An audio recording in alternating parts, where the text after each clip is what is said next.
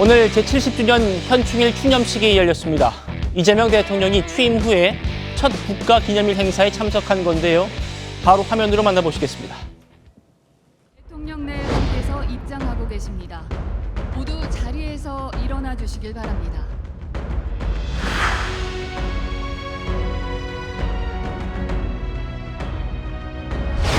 모든 국가 유공자들에게 존경과 감사의 마음을 소중한 가족을 잃으신 유가족분들께는 깊은 위로의 말씀을 드립니다.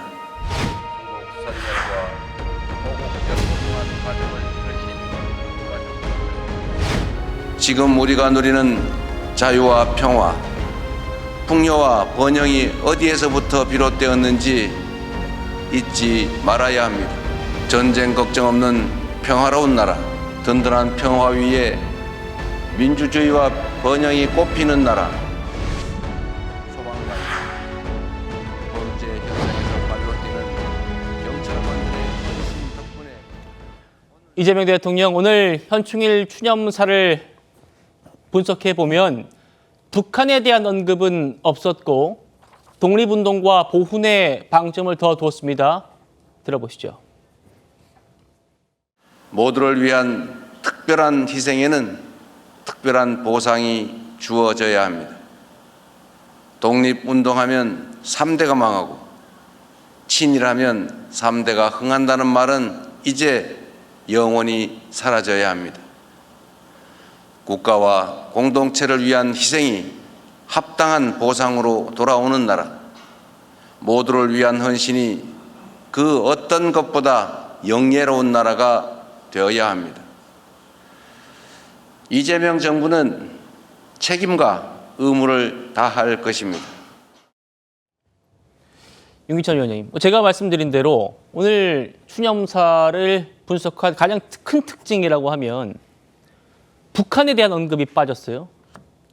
그러니까 호국 보훈의 달에서 호국 부분이 좀 빠지고 보훈이 강조된 셈인데 어떻게 좀 분석하십니까? 다소 좀 이례적이긴 하죠. 저희가 보훈 개념, 보훈하면은 관련법에서 보통 이제 독립하고 호국하고 민주를 따지고 있어요. 그런데 오늘 같은 경우에는 이제 보훈의 개념에서 물론 호국 그 과정에서 이제 순직한 분들에 대한 언급은 있었지만 기본적으로 호국하면은 사실 6.25 전쟁 등 전쟁을 염두를 해두고 말씀을 하시는 역대 대통령들의 기조였는데 따라서 거기에 관련돼서 이제 북한에 대한 여러 가지 대북 정책이나 대북관 또는 뭐 대화제의 이런 부분들이 언급이 됐었는데 오늘은 이제 그런 굵직한 것보다는 보훈 개념에서 사실은 독립 관련된 부분하고 그리고 이제 여러 가지 나라 사회 질서를 지켜 나가다가 순직한 분들에 대한 언급 이 정도로 물론 이제 준비가 좀 덜 된 부분도 없지 않아 있겠지만 또 하나는 이제 대북 관련된 정책적 기조가 아직까지는 참모진들이 다 갖춰지지 않았기 때문에 정확히 기조 정리가 안 돼 있다고 쳐도 다소 조금 이례적이고 그런 말씀이었던 건 맞습니다. 그러나 좀 지나가면서 이제 정리는 되겠죠. 오늘 행사에는 전쟁 유공자뿐만 아니라 복무 도중 순직한 군인, 소방관의 유가족도 참석을 했습니다. 특히 이재명 대통령이 지난달 그 해군 해상 초계기 추락 사고 순직했던 장병들의 유족을 초청해서 위로했습니다. 만나보시죠.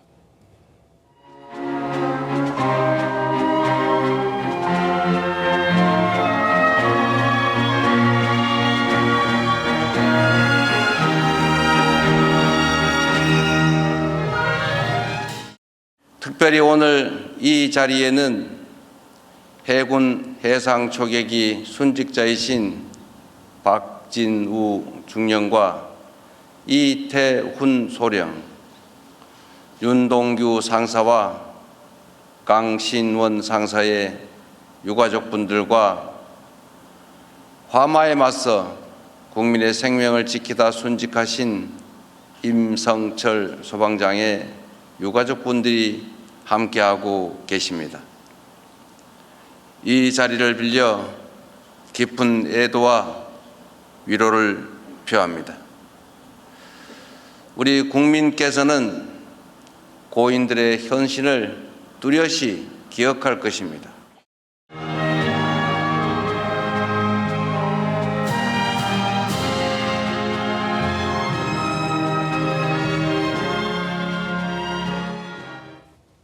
성층 부장님. 예. 오늘 이재명 대통령이 박진우 중령, 이태훈 소령, 윤동규 상사, 강신원 산사 조남을 직접 호명했는데 이분들 유족들이 참석을 한 게 이재명 대통령의 특별 지시였다고 하더라고요. 맞습니다. 원래 애초에는 초청 명단에 저분들이 없었는데요. 유가족들이 없었는데 이재명 대통령이 직접 지시를 해서 유가족들을 불러라라고 말씀을 하셨기 때문에 참석을 하신 거고, 우리가 아까 영상에서 봤듯이 유가족분들과 일일이 또 악수를 하시면서 유가족분이 눈물을 많이 흘리셨어요. 그래서 눈물을 흘리실 때 차마 손을 놓지 못하고 오래 머무르는 모습들도 봤고요. 예.应당 저런 대우를 받아야 되는 분들이라고 생각합니다. 국가를 지키기 위해, 국가를 위해서 일하다가 순직하신 분들이기 때문에 저는 사실 이분들이 왜 애초에 명단에 없었을까라는 의구심도 있는데, 그렇습니다. 아마도 이런 분들을 다 하나하나 챙겨보겠다는 이재명 대통령의 의지가 이분들을 직접 거론한 것에서부터 좀 드러나지 않나, 저는 그렇게 봤습니다. 예. 김혜경 여사 역시 추념식 도중에 여러 차례 눈물을 닦았는데요. 지금 보시는 장면입니다. 대통령실 대변인 브리핑 들어보시죠. 특별 초청자는 당초 보훈부 초청 명단에는 없었으나 이재명 대통령의 특별 지시로 모셨습니다. 어렵게 모신 유가족들에게 이재명 대통령은 정중하게 애도의 마음을 전했습니다.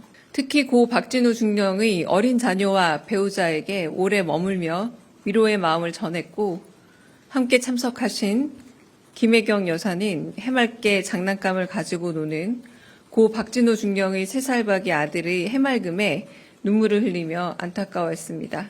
참석자가 이재명 대통령에게 삭감된 광복회 예산에 대한 안타까움을 토로하자 이재명 대통령은 빠른 원상복구 조치를 당부했습니다. 김혜경 여사가 눈물을 닦는 모습이 여러 차례 지금 방송사 카메라에 포착됐는데, 솔전 변호사님, 네. 고 박진우 중령의 어린 자녀들이 장난감 들고 행사장 참석한 것 참 우리 국민들 모두 안타까워했는데, 그 모습 보고 이제 김혜경 여사가 눈물을 흘렸다는 겁니다. 네. 저도 참 저 장면을 보면서 되게 좀 뭉클했습니다. 가슴 속에서 참 저 아이는 아무것도 모를 수도 있고, 또 아버지가 뭐 세상에 있다 없다 이런 것도 제대로 알 수도 없는 아이거든요. 이제 그런데 와서 이렇게 또 사람들이 많으니까 본인이 가지고 놀던 장난감을 가지고 와서 이렇게 놀던 모습에 되게 좀 마음이 뭉클하고는 했었었는데요.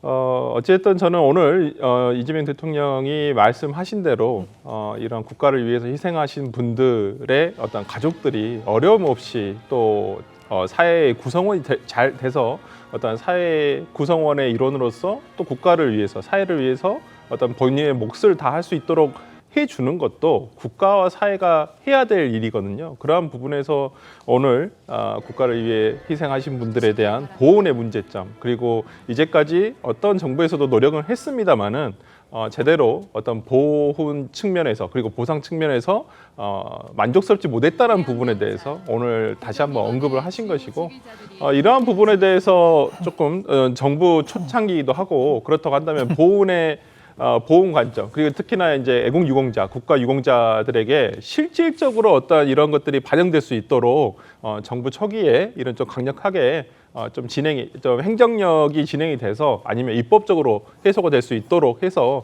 국가 유공자들이 다시는 어떤 국가의 서운함을 느끼지 않을 수 있도록 해주는 것이 맞지 않나 싶습니다. 예, 오늘 이런 뉴스도 있었습니다.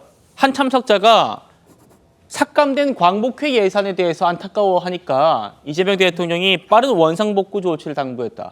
최병천 소장님, 광복회 예산이 지난 정부에 좀 삭감이 됐었는데 그거를 복원한다. 이건 어떤 의미가 있습니까? 과거에 그 윤석열 대통령이 아마 한 2년 전, 3년 전이었던 걸로 기억나는데요. 예. 2년 전이었죠. 광복회 관련돼 가지고 이제 홍범도 장군 형상 이전 논란이 있었거든요. 육사에 있던. 그리고 이제 당시에 광복회장이 이종찬 광복회장이셨는데, 이종찬 광복회장은 실은 윤석열 대통령 아버님의 친구분이시기도 하거든요. 그래서 약간 이제 이종찬 광복회장이 윤석열 대통령이 이러저러한 정책에 대해서 좀 비판적 목소리를 낸 적이 있었거든요. 같은 이제 보수면서도 뭔가 다른 목소리를 냈기 때문에 그런 거 이후에 그런 사건 이후에 이제 뭐랄까 윤석열 대통령이 좀 보복성 예산 삭감이라 그럴까요?